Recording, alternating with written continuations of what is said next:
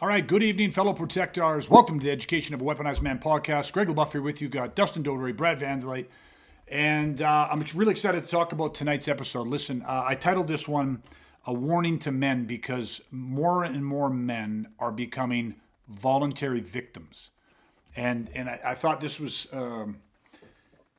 I mean, let's face it. We could say more and more human beings are becoming voluntary victims, but of course, we specialize in training men to weaponize them against violence. And I just think this is becoming a significant problem that I see more and more every day. And I thought tonight we're going to address this. So before I kick to the intro, I'm going to make a statement, and I want everyone to just take the intro, the few seconds there, to reflect on this. Human beings are the only prey in nature that cooperate in its own victimization. And that's really powerful. So I'm going to say it one more time. Human beings are the only prey in nature that cooperates in its own victimization. Okay, and this is what we're going to talk about tonight. You're not going to want to miss this one. It's real important work, so stick with us. Every day I hear more stories of good people being brutally assaulted and murdered by some individual who has a repeat history of violent offenses, drug addiction, and mental health issues, who is free to walk the streets in the same city where I live, work, and where I am raising my two daughters. Well, I'm tired of screaming at the TV, and enough is enough. Throughout history, that threat is right outside our doors, on our streets, in our neighborhoods, on our public transportation system, outside the places we work, and even outside of our children's schools. My new mission is to create and train a group of men that believe in the right to life and value the freedom a man has to protect his life, his family, and his property. I'm Greg LaBeouf. Welcome to the Education of a Weaponized Man podcast. Okay, we're back. Human beings are the only prey in nature that cooperate in its own victimization.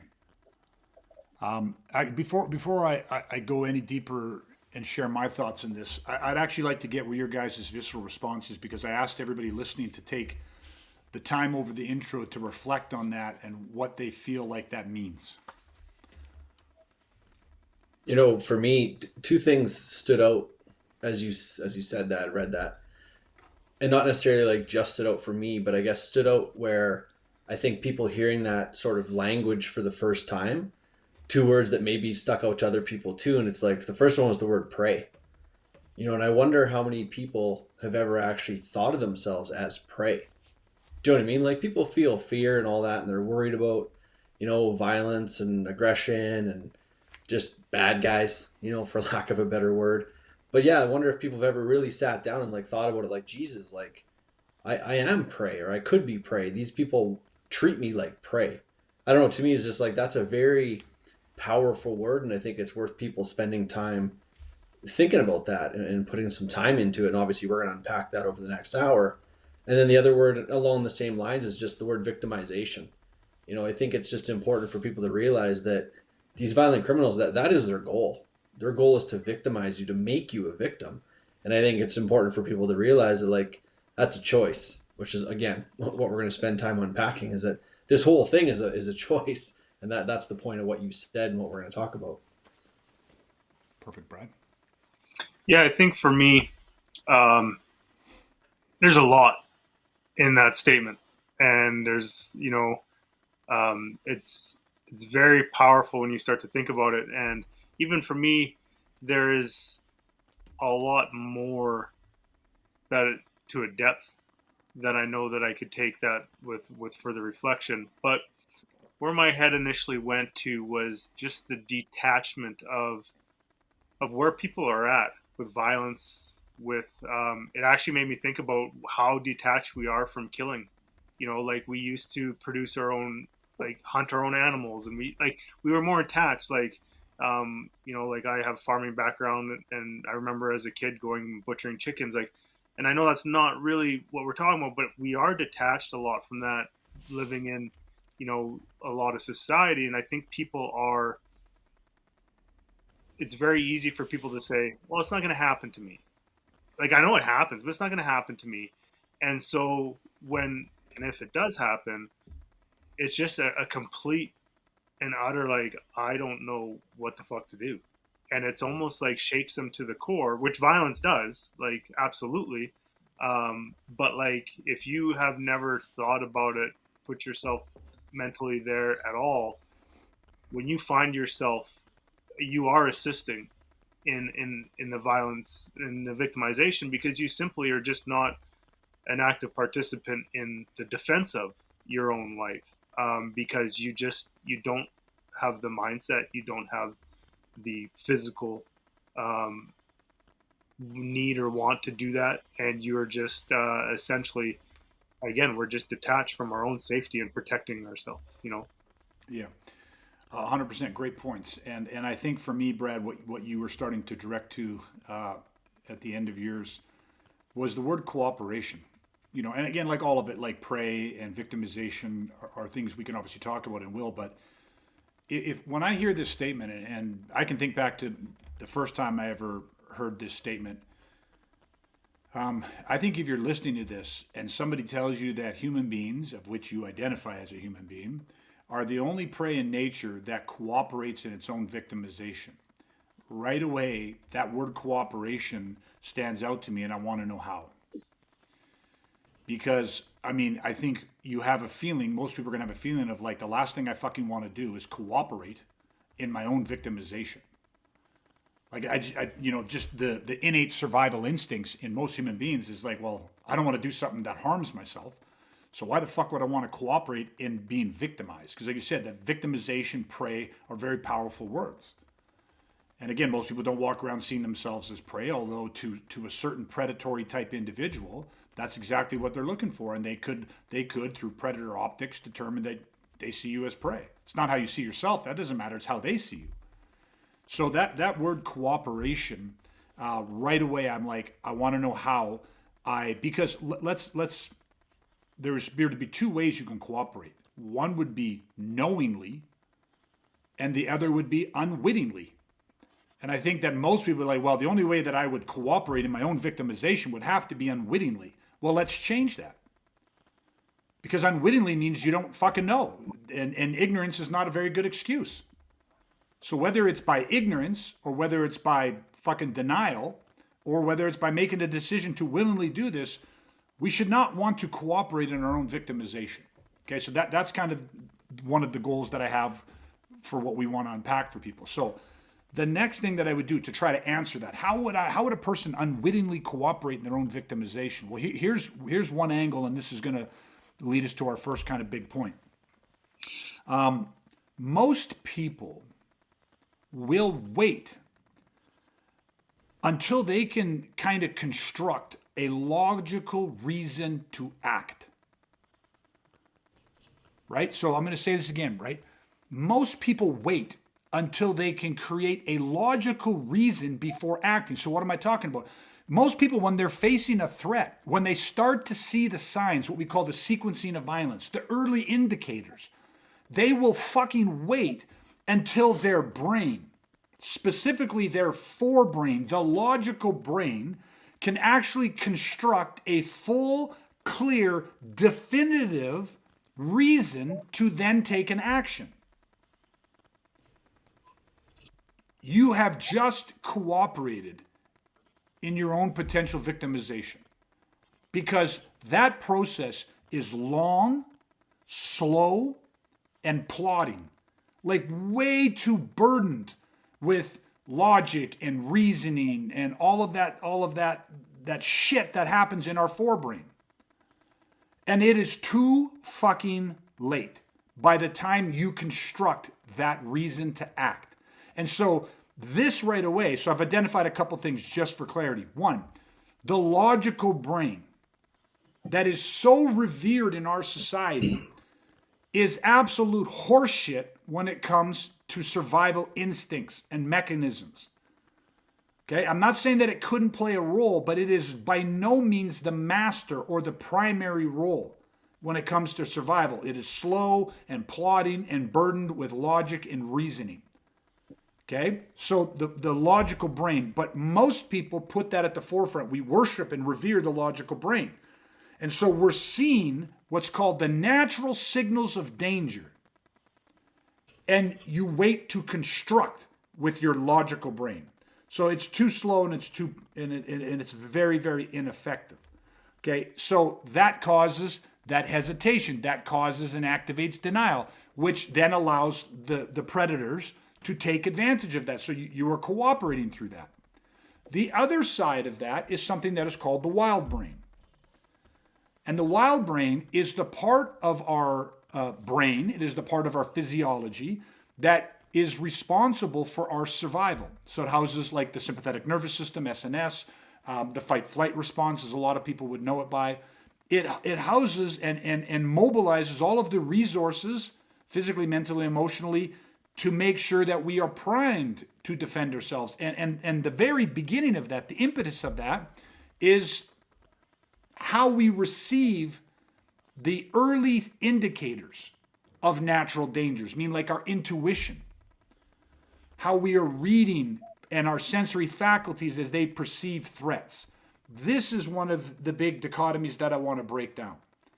Okay, and so that to me is the first place where we have to start breaking this down, talking about this, unpacking this for people, is to try to give them a sense of why and how to compartmentalize their logical brain and how to best activate and weaponize the wild brain, which every single human being, if you're breathing, if you're born, if you have a central nervous system, you got air in your lungs, you have access to a wild part of the wild brain, the survival, the innate survival instincts.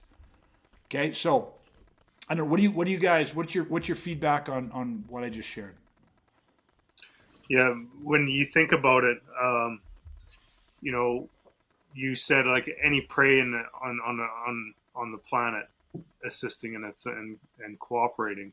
It made me think of a statement that we changed over time. We said do something before it becomes something, and we changed that to do something because it is something. And it actually made me think of like animal instincts, like any animal out there, when it feels a threat, it doesn't benefit the doubt themselves to death. You know, it takes an action, whether that is to flee, like a deer might smell something in the wind and that smell is a threat energy, that deer's going to run. Or there's, you know, two lions that are one threatening the other. They're not like, it is undeniable. Do you know what I mean? Like, and in the animal kingdom, those threats are undeniable. So they take whatever action is in their nature. But for humanity and for humans, we feel it. And obviously the emotional system gets triggered right away. But we deny it. Even knowing deep down inside, we're like, oh, fuck, this is something. But we're so, again, disconnected from listening and our own intuition that we lose sight of it. We give an excuse, we give denial, we give into the social contracts and all these other aspects when our intuition is screaming at us, be like, motherfucker, this is actually something. And it's like, well, but we just don't. When any other species in the planet is like, no, this is something, or whatever is in that animal's nature does something. But we, and even knowing that deep down inside, we know it's undeniable, but we fucking fight it. People fight it so hard. Yep. Yeah, just to build off what both of you guys said, like, you know, Greg, you said as a society we revere the logical brain, and so much, you know, importance is put on what we can do with the intellectual part of our brain, that logical side. And like Brad was alluding to, you know, with prey, like, or whatever, animals, you know, in nature, like if they feel that intuition, that feeling of like, oh, danger, if they're wrong, they don't feel bad. They don't apologize. Like they don't care. Like, yeah, whatever, I'm safe. Like, not that they can even think like that, but you guys get what I mean. And as Brad was alluding to, it's like most people, not everybody, but they're the exact opposite. It's like they would rather take a bigger risk to avoid being wrong about their intuition. And so, yeah, I just think like the wild brain is such a powerful thing that we all have. And I think so many people, don't even really realize what it is and that it's there. And then whether they do or not, it's like so many people are just prefer to almost ignore it. Do you know what I mean? Or reject it. And it's like, it's just so, it makes you so much more at risk. So I think it's just a super important thing to be talking about. Yeah, great points. And you guys actually, in a great way, segued into one of the main points that I want to make is that, I said this too, men are becoming, and I'm speaking mostly to men, right, because that's what we train, but men are becoming more voluntary victims. And what you guys just said is exactly right. In nature, animals don't second guess themselves. A gazelle doesn't see the lion and go, but that's probably a nice lion. You know what I mean? It's like, the other ones might eat me, but not this guy. This guy looks like a straight up fucking, he's a straight shooter, that line. Like, they don't do that, right? And why? Because, as human beings, we have a fear of being wrong. We have a fear of being embarrassed. Like, I mean, is this not what it really is, right? Like, you're literally, like, look at what I said. Most people wait until they can construct a logical fucking reason. You see, in no form of viable self-defense, and I hate that term, but I'm going to use it, in no form of viable self-defense does any, no matter how spiritual the fucking master is, in no form does he ever say, hey, listen, when there is a predictable attack that is about to occur, allow the attacker to, to hit you with a devastating head blow so that you are absolutely certain of his ill will towards you, and then begin to defend yourself. Like, it's fucking ridiculous. And in nature, that'd be the same thing. Animals don't do that. So why do human beings cooperate this way? We want certainty. And the logical brain demands the certainty. So we wait and wait and wait until it is undeniable. And Brad, bringing up our quote of like, do something because it is something, is going to tie directly into this. Here's a, I'm going to give this one for free too tonight. This is a secret bonus number one, that no extra charge for this. And I wrote this down because this came off the secret fucking scrolls, right? So here's what it is. This will allow you to defeat most predators, right? If you don't wait for clear signals to become memories that you wish you'd acted on, right? If you don't do that, then you can defeat most predators. Fuck, what am I saying? Let's interpret the secret scrolls. If you see the natural signs of danger, meaning what? This is your intuition. If you don't trust somebody, just fucking straight up gut instinct, I don't trust this fucking person. If the messenger of intuition, if you just have a hunch, a suspicion, apprehension, if you find, all of a sudden you catch yourself using dark humor about a situation or about a person, right? If any of these messengers of intuition hit you, if you do not wait for those initial feelings and thoughts, right, to become memories that you wish you'd acted on, you can and will defeat most fucking predators. And that might be there's two options here. One, because you remove yourself from the situation before it even fucking develops into a situation. Or you cannot remove yourself, therefore you remove the situation. Why?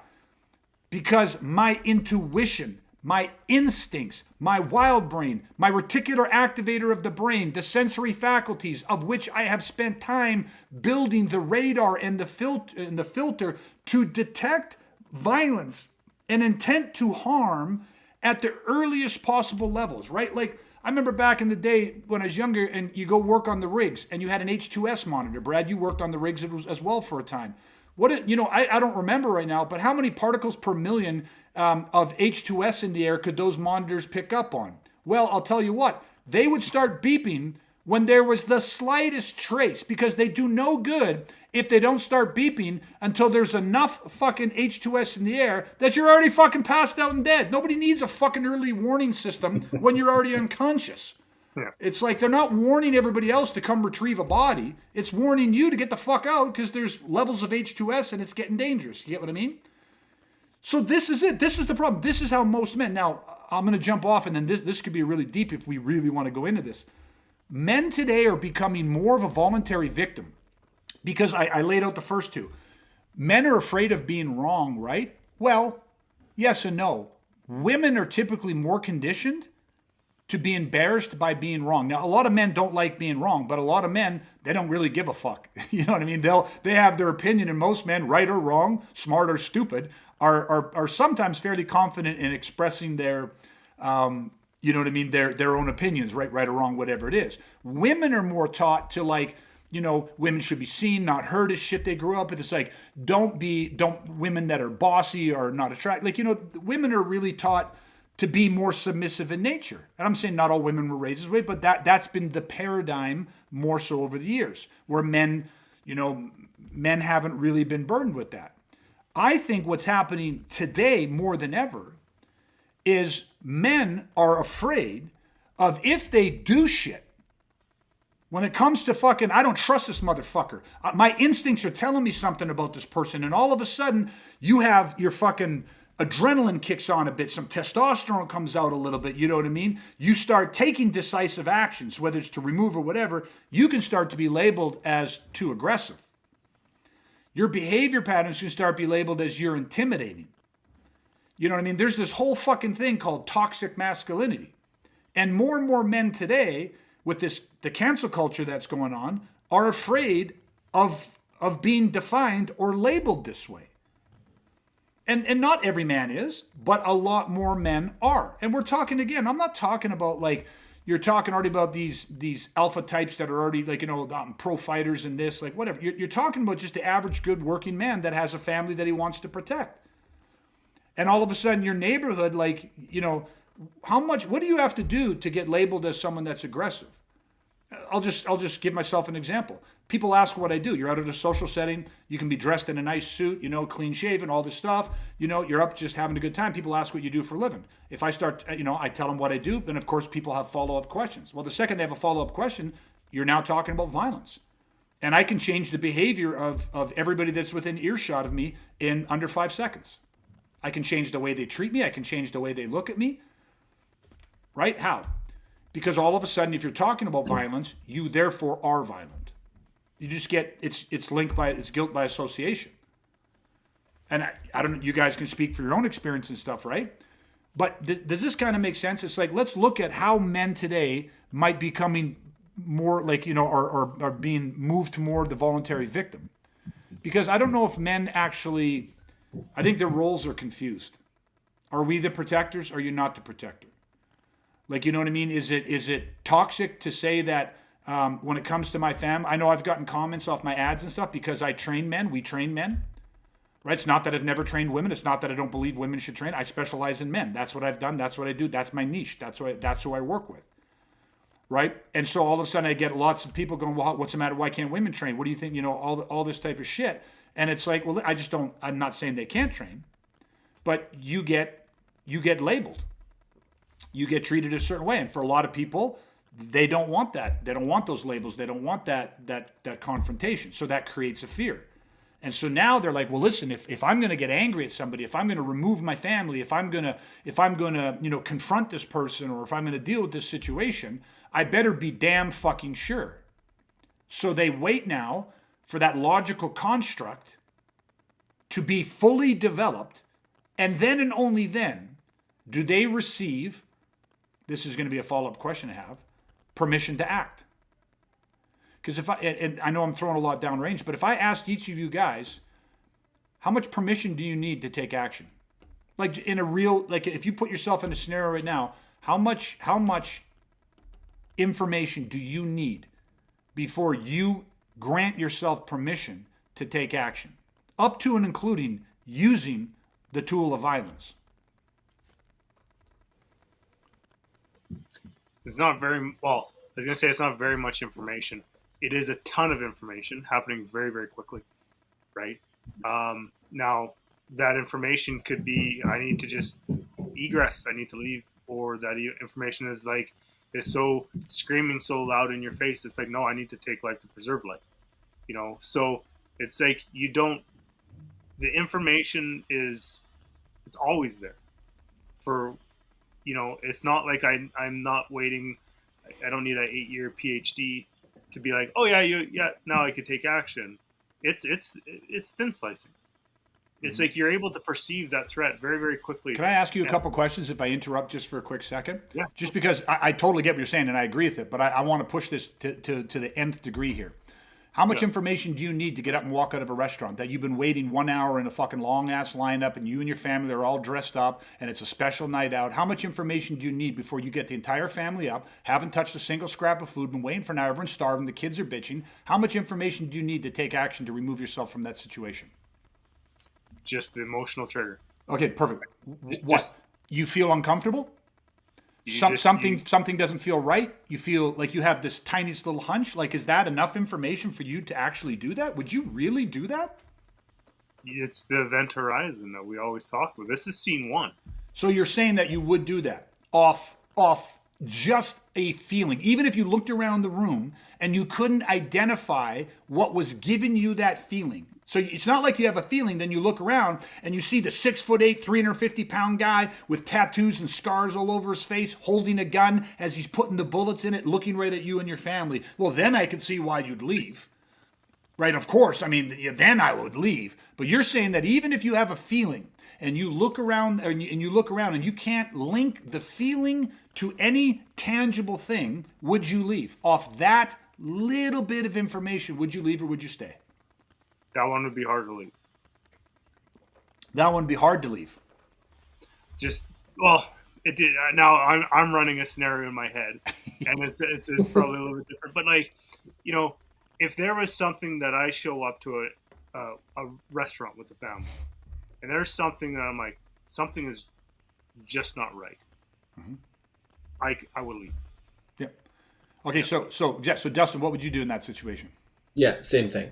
Yeah, instantaneously leave. Like if you truly have that feeling, and I think what it is we've all spent a ton of time thinking about this stuff, doing scenarios. Like we all have learned to completely trust our intuition. When you first asked the question, I did pause because we're having an intellectual conversation. So you asked it, and my intellectual brain went, "Oh, how do I want to answer this?" So I paused. But then I kind of stopped myself and I just immediately put myself into literally relived a situation that I saw today, fleeting moment thing. But the second I put myself back in that, not scenario, it was real life. And there was just one thing about this one guy in a parking lot.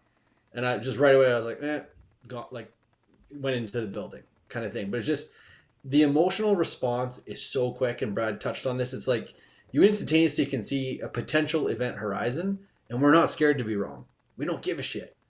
So it's like if there's that one little thing is on the emotional level, really in something, it's an instantaneous decision off the smallest piece of information.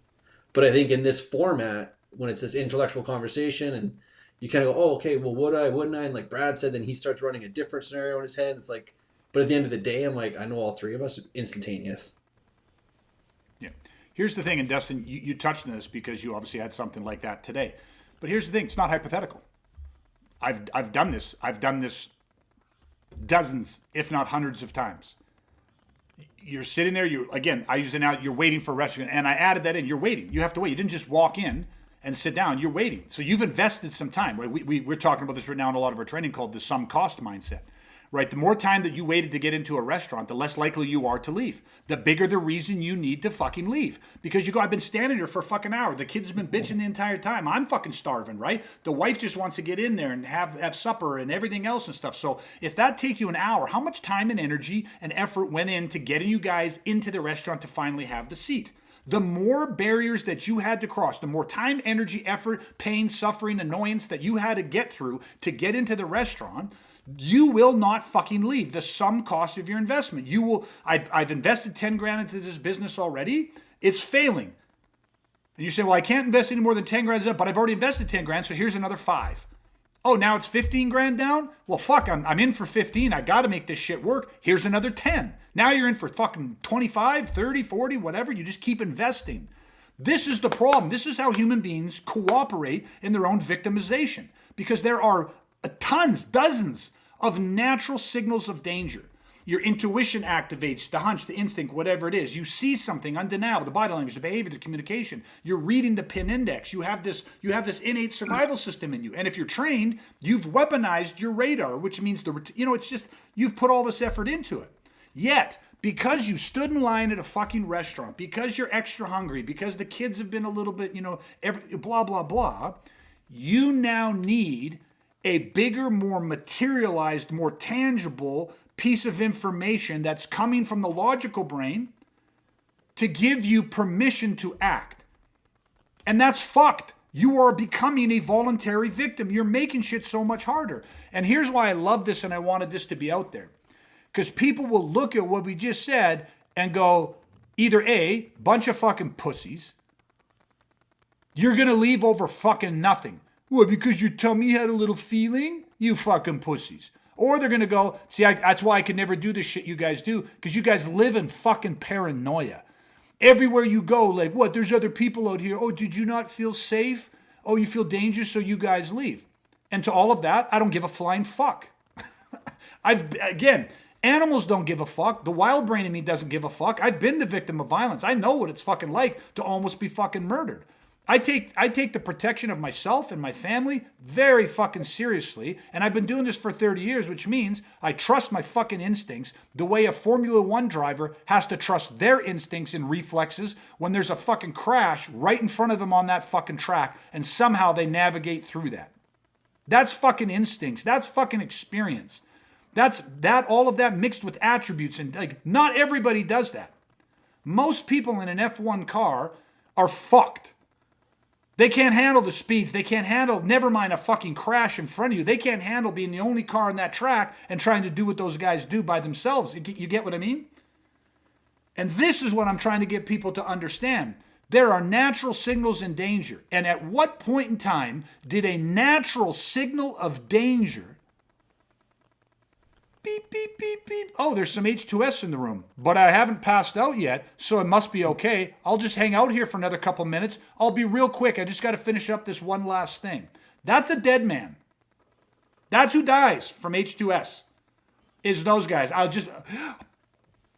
can do this in 10 seconds, I'll be out.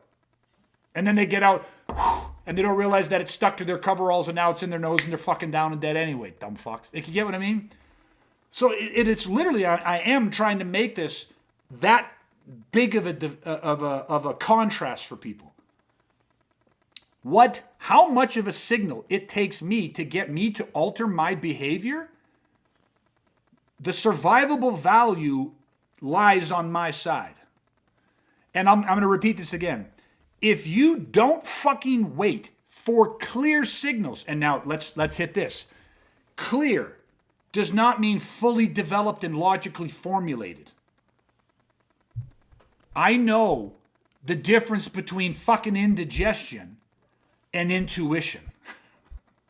I know what it's like when my biochemically, physiological SNS, the sympathetic nervous system, activates and starts redirecting and changing my biochemistry. I understand what digestion feels like when it's shutting down due to a threat, and just when you got fucking gas from eating Mexican food. I understand vasoconstriction and auditory exclusion and vasodilation and the changing of I understand these signals because we study physiology. And we have in our scenarios and in our training every day, all the time, we have stimulus activating my body's response system. So I don't have to go into denial over a threat. I don't have to wait for something, my logical brain to, I don't have to wait for the devastating headshot to go, yep, definitely this guy's got some bad intentions.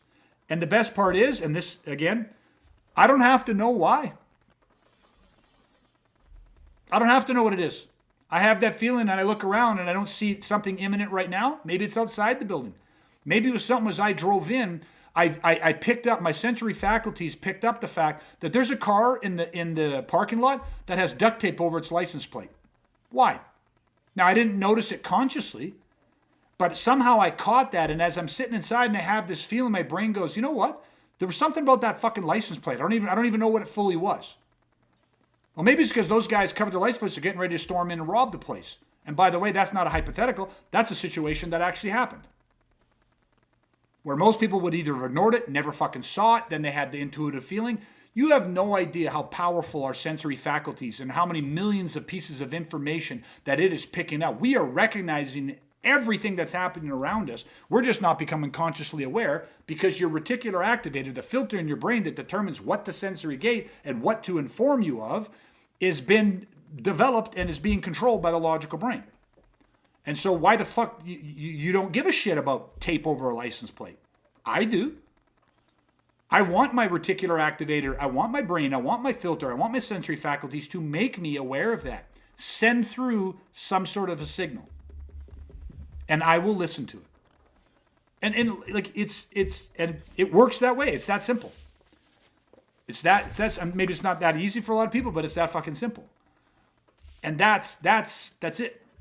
That's the whole thing tonight. How little of a piece of information do you need? And now people say, what about a small piece of information? Would you actually then use the tool of violence against somebody? Yeah, absolutely. And people right away, but that, are you fucking kidding me? Here's the thing again, I'm not worried about being wrong.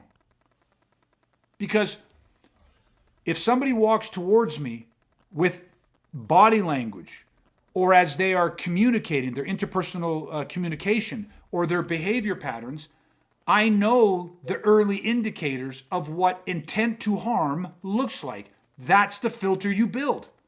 I don't need it to develop beyond that. Remember, was it reasonable for me to assume that I was facing imminent grievous bodily harm and death? And was there no recourse to remove, de-escalate, or deter? If those factors are present, then how much information do you need? Do you need the devastating blow to your head? Do you need 7 inches of steel in your chest to go, oh fuck? Oh no, of course, that's ridiculous. Let's back up. I need him to have the knife in his hand and already be with 250 pounds of body weight exploding at me like an NFL linebacker, about to pierce my body with that steel. That's early enough that I should start to move. Well, no, that's not worth it. You get what I mean? Just keep backing the reel up.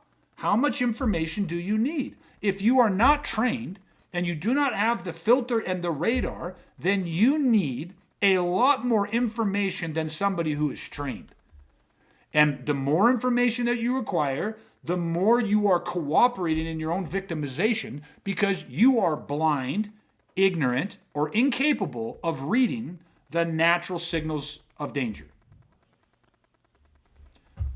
I don't know. That makes sense to me. I don't know. What do you guys think? You know what? It makes me think of, let me just see how I can articulate this.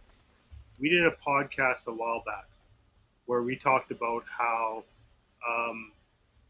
that the victimizer, the criminals, people will impart their own moral compass, right? Like my moral code and compass, you're the bad guy. I think that you're going to operate the same way that I operate. When we talk about that and be like, oh no, like that's like, it's easy for people to make that correlation. Like, oh no, like I get that they're not going to do that. And like, I'm thinking of that, and I'm thinking about how these evolutions of the social contract has just evolved into like, you can't fucking do anything anymore without being some fucking paranoid or whatever, but it's like, so if we understand that a criminal is not going to, take on our moral compass and our moral code, and that's easy to understand. Why do we think that we need to be bound by the social contracts that everybody else is following when it comes to violence, right? We don't like that. That's just, we might as well just take ourselves out if we're going to do that. And this is kind of like everything that you're talking about is like, I'm like, oh, that's a social contract. That's a social contract. That's a social contract. It's like, I don't need to abide by that, and that's okay, because I know what the signals of violence are. And if I wait for the social contract and embark on my moral code on this guy, I'm done. You're not giving yourself a chance. You feel it with your intuition. We know that it's there for your own survival, and it's always about something, but you never listen to it. Just listen to it and fuck the social contracts and get up from the table and leave. Yep. 100%. Like. Yeah. If I jump in off that, Brad, well said and stuff too. And you, again, let's break it down. You're talking about early action. Yes. Actually, let's make this real. Go through and review the CCTV video footage of when I think there was a group of 3 individuals, and the one guy walked up and pushed the old lady onto the train tracks, and then she ended up almost severing her leg and fracturing her skull. He pushed her because he didn't like the way that she looked, not the way that she looked at him. He didn't like the way that she looked. But here's the thing. On the CCTV video footage, you can see the second that he enters the screen, the picture, and he's about 20 feet away from this lady at the time that you see him come on the screen, he doesn't have to say shit. You can tell, I could tell by the expression on his face. I can tell by his body language, like the way his shoulders were.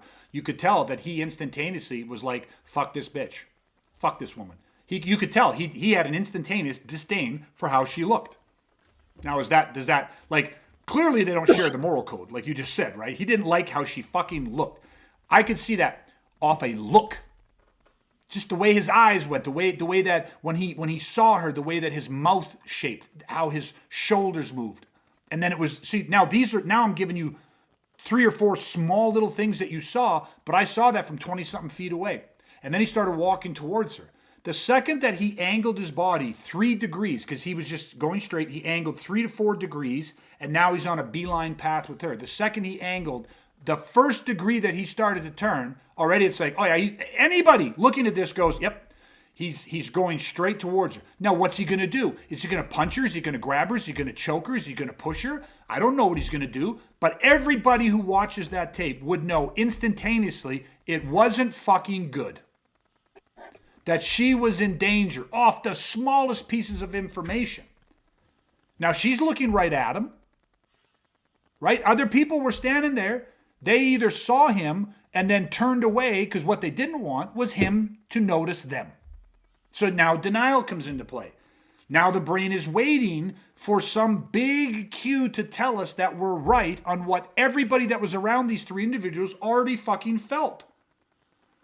Right? So what I'm saying is that if you were there and you saw this person, the look on his face and him start to walk, would you do something at that point? Well, with hindsight, we'd say, yeah, I'd do something because he ended up pushing her and it almost killed her. But that's not why you do something. That's the memory you have going, I should have done something.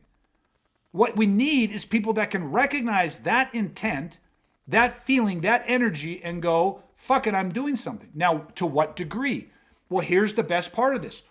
The earlier you take action, the less action you need to take. Right? The earlier you intercede in things as they developing, the less action or the less severe actions you need to take. Because you're hitting it early enough that it hasn't become, like, my neighbor's got a gigantic jacked up fucking truck. If his park brake slips and that thing starts to roll, the earlier I get there and shove something under that tire, the easier it is to stop that massive fucking vehicle. The more momentum it starts to gain, I could stick a 6x6 underneath the tire and that whole truck with enough momentum will roll right over that 6x6. This is violence, folks. This is why we can't fucking cooperate. This is why we have to learn the sequencing of violence. This is why we have to have a reprioritization of the wild brain over the logical brain when it comes to our safety.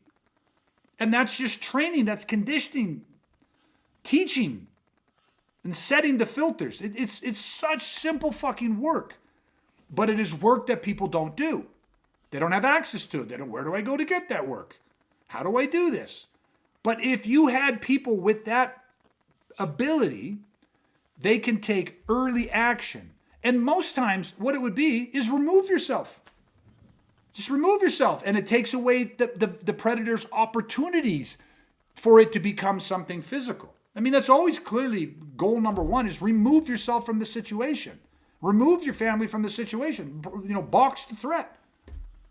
When you box the threat, it's fucking simple. It's a great day at the office. And that's why we say we've learned that early action is crucial. And that's why when you're out and you have just a small little bit of information and we take action.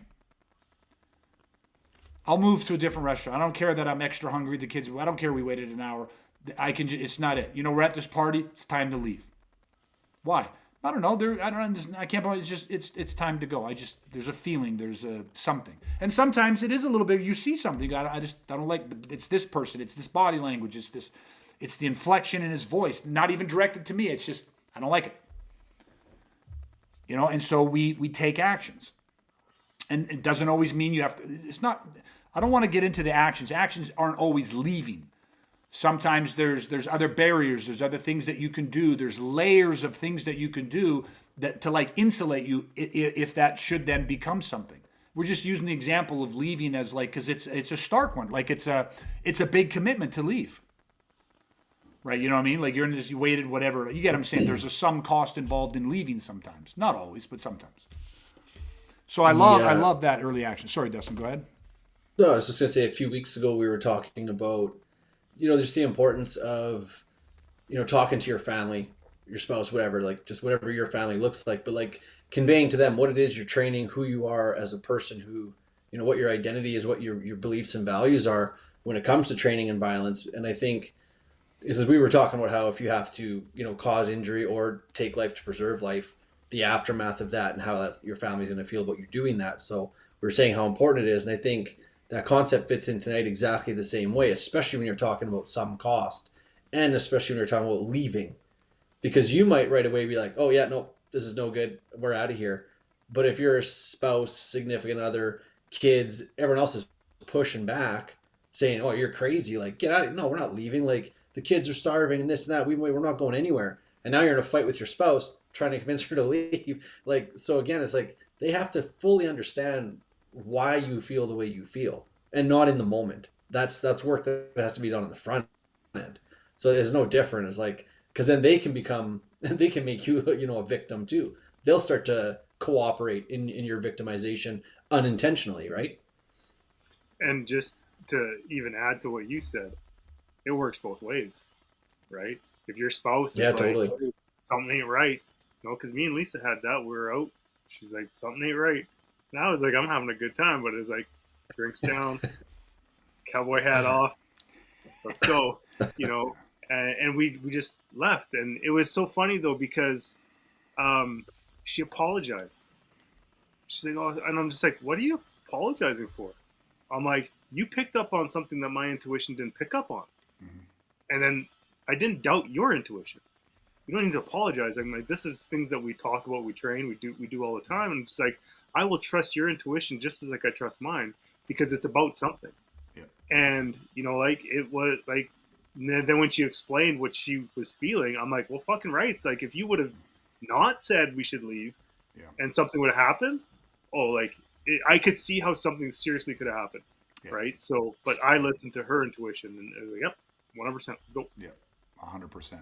Well, and just to sum up what you guys already said too, as parents, as a father, when you give yourself permission to recognize that the natural signals of danger, whatever that danger might be, your children will model that. You give them like permission to act, because really at the end of the day, this is about where do you get your permission to take action from? When does that happen for you, and where does that come from? And we're obviously saying that if you trust your intuition and you develop, the wild brain is the leader when it comes to our survival, and you listen to that, you're giving your kids permission to listen to their own intuition, which is going to save them a tremendous amount of self-doubt in their life.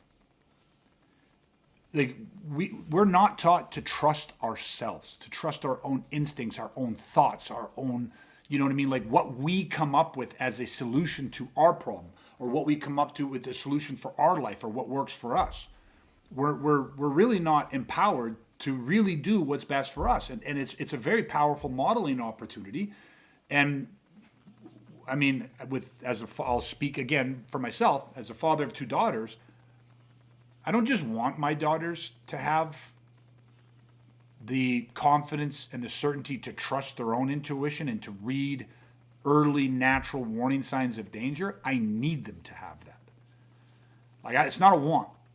We don't do our shoulds, we do our fucking musts. I must help them to develop that skill. Like I must have that skill for them. It's not a fucking option. And so I can't ever give that to them if I don't trust my own. And they will see that. They will feel that. They will, it's happening. And that's the thing. And I like that you guys talked about having the conversation with your spouse, because like you said, Brett, not everyone's going to feel the same things. Intuition is exclusively our own. Doesn't mean that we can't all have a similar intuitive feeling about a situation, but if we're all out, I would trust either one of your intuitions as you'd trust mine, and there'd be zero questioning. And I believe those conversations, if we're invested in not raising the next generation of victims, then I would have and I do have the conversation with my kids. They would know exactly why we left that restaurant. They would know exactly why. And they would see that with very little information, but I felt this way, this is the action we took. Despite our some cost already invested. Despite how much time and energy and effort we've already invested in this thing. Right? And that's just not most people. You know, you buy your tickets to a movie that you've been waiting to come out for the last year. And you got your tickets and you get your ass in that seat at that movie theater and you got your fucking popcorn and you've been waiting for this for an entire fucking year and all your friends and family around you, and all of a sudden you get a feeling. Do you have what it takes to get the fuck up and walk out of there?